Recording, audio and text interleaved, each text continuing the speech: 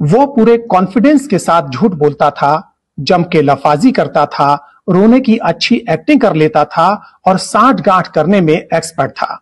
आज हम बात करेंगे कि कैसे झूठ, नफरत, लफाजी, जुगाड़बाजी और साठ गांठ के बलबूते एक कम पढ़े लिखे, सनकी और ओछे आदमी ने कैसे एक भरे पूरे देश को तबाह कर डाला। प्रणाम अलैकुम दोस्तों, ये कहानी है जर्मनी की और उस दरिंदे का नाम था एडोल्फ हिटलर। अगर ये कहानी सुनाते समय आपके दिमाग में और कोई चेहरा आने लगे तो ये आपकी प्रॉब्लम है। तो आइए शुरू करते हैं। हिटलर जिस पार्टी का मेंबर था उसके सामने फंडिंग की समस्या थी। पार्टी के लीडर भी बूढ़े और कमजोर हो चुके थे। ऐसे में अपने उद्योगपति दोस्तों से बहुत बड़ी फंडिंग का जुगाड़ करके हिटलर ने पार्टी के पुराने नेताओं को साइड लगा दिया और पार्टी का सर्वेसर्वा बन गया। हिटलर के एजेंडा को आगे बढ़ाने के लिए इन उद्योगपतियों के अखबार दिन रात एक धर्म के खिलाफ नफरत फैलाते थे। ये लोग क्या खाते हैं, क्या पहनते हैं, इनकी संख्या बढ़ रही है, ईसाई लड़कियां इनसे शादी कर रही हैं, ये सब चर्चा किया करते थे और साथ ही साथ हिटलर की महामानव जैसी इमेज पेश करते थे। जबकि हिटलर बहुत ही औसत बुद्धि का, बहुत डरपोक, सनकी और कुंठित आदमी था। वो शारीरिक तौर पर तो कमजोर था ही, मानसिक रूप से भी बीमार था। लेकिन हिटलर के पास कुछ हुनर भी थे। वो सफेद झूठ, लफाजी, नाटकबाजी और साठ गांठ में एक्सपर्ट था।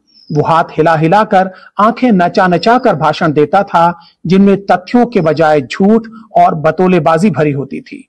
हिटलर हर पुरानी अच्छी चीज को नापसंद करता था।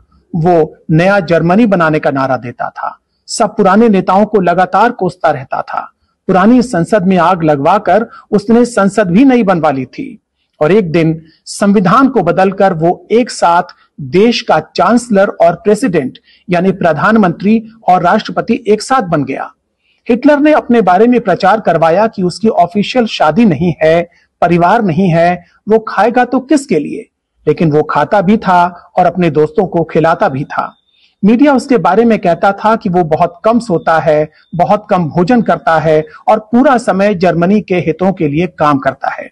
जबकि उसका ज्यादातर समय साजिशें करने में, मेकअप करने में, फोटोशूट करने में और भाषणों की रिहर्सल करने में बीतता था।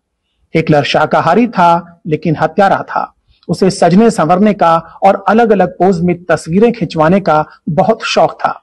वो बच्चों के साथ फोटो खिंचवाता था, लेकिन उसने लाखों बच्चों की हत्या करवाई या उन्हें यतीम बनवा दिया। और अब हिटलर का अंजाम। अपनी हार नजदीक देखकर हिटलर ने अपनी प्रेमिका समेत खुदकुशी कर ली। उसके दोस्तों और साथियों को 20 साल तक ढूंढ ढूंढ के सजा दी जाती रही और जर्मनी को तबाही से उबरने में लंबा समय लग गया।